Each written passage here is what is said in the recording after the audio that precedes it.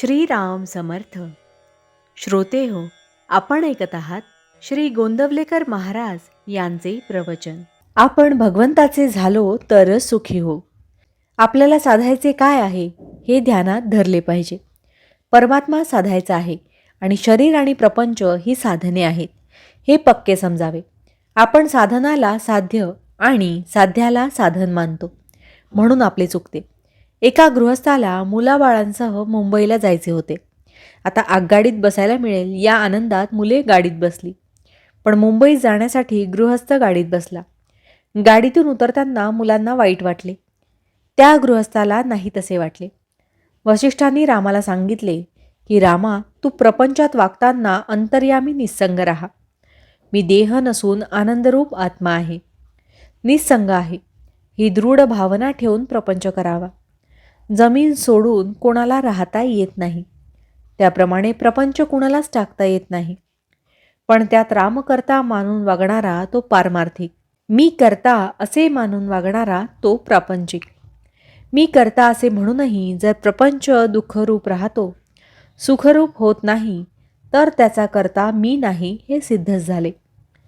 प्रपंच हा अर्धवटच आहे, पूर्ण फक्त राम आहे. मिठाचे पोते कितीही धुतले तरी त्याचा खारटपणा जात नाही, तसे प्रपंचाचे आहे. म्हणून परमार्थ हे ध्येय ठेवून सुलभ असे साधन जे नामस्मरण ते अखंड करावे.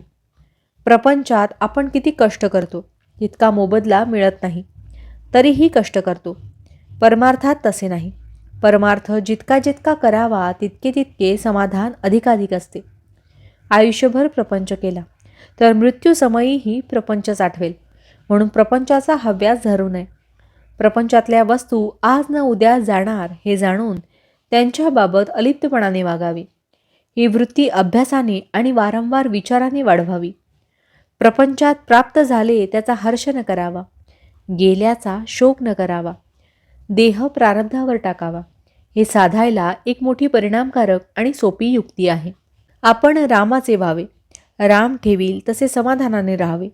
हे सर्व विश्व आणि अखिल प्रपंच ईश्वराचा आहे, तो ज्याचा त्याला देऊन टाकून मोकळे व्हावे.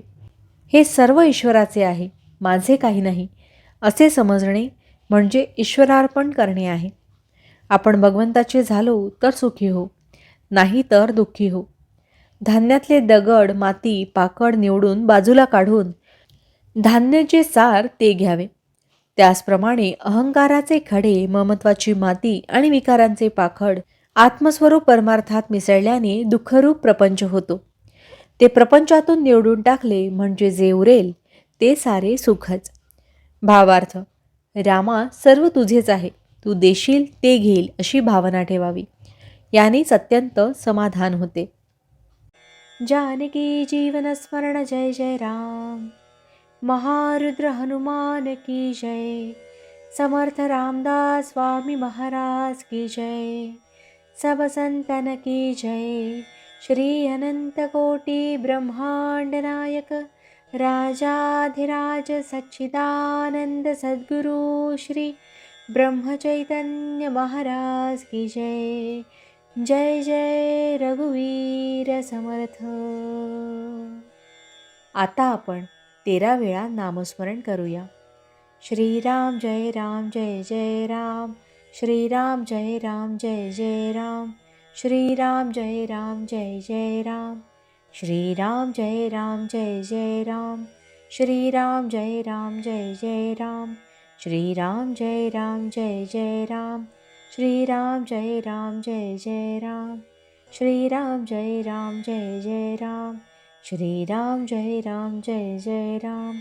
श्रीराम जय राम जय जय राम. श्रीराम जय राम जय जय राम. श्रीराम जय राम जय जय राम. श्रीराम जय राम जय जय राम. जय श्रीराम.